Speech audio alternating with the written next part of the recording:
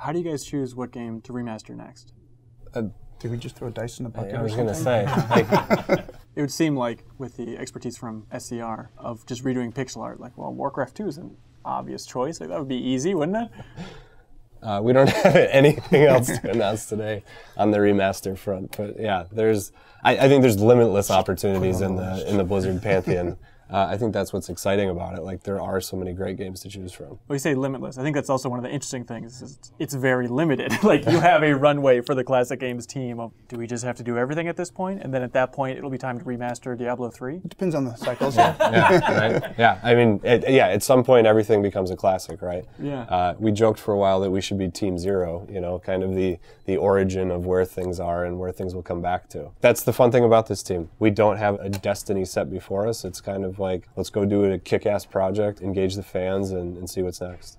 You want to describe the team overall, Matt? Like, how it compares to other teams on Blizzard here? The way I would describe Classic Games is kind of how, when I first came into development, right? It was a small team. You had some specialties here and there, but there was a lot of generalists, right? Because it's so small, everybody has to do something that they're not usually doing.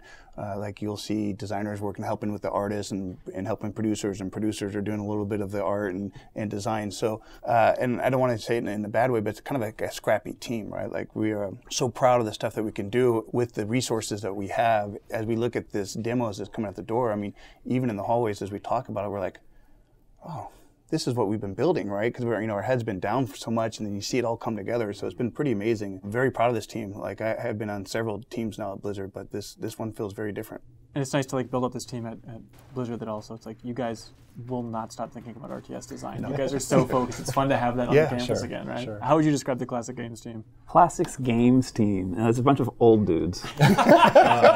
There's a bunch of passionate developers that are really excited about keeping the old guard alive.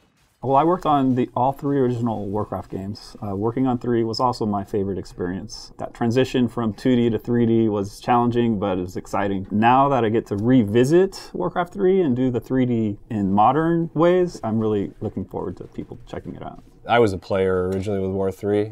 It's the game that made me want to work at Blizzard, so imagine being that inspired by it, and now I get the opportunity to work on it. Like, that's next level. Like, I never in a million years would have imagined that this could have been my fate, and I couldn't be happier. And that's, I think, one of the cool things about our team. We have this level of experience and these guys that know it firsthand, and then a lot of us that were inspired by these games to want to be at Blizzard or want to be a developer.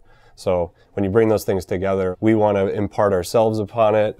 These guys, check us and tell us, this is the way we do things and how we do things. And I think it makes for a great collaborative environment of kind of the old guard and people that, want to get involved. Do you lose sleep over working on Warcraft 3 and just how precious that game is? Or after StarCraft, it's like, fuck it, I have ice water in my veins?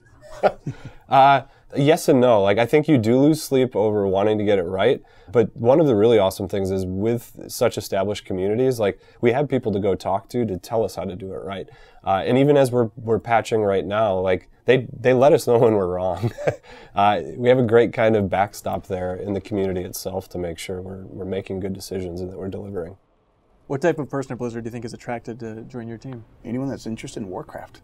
Oh, everybody? Sure. I think it's the small team mentality. Again, as Morris was touching on, the scrappiness nature, almost running it like a startup where we're trying to figure things out. And one thing we talk a lot about internally is we're being given some really amazing games that the communities tend to think that from a gameplay perspective they're pretty dialed in and we don't need to do that much.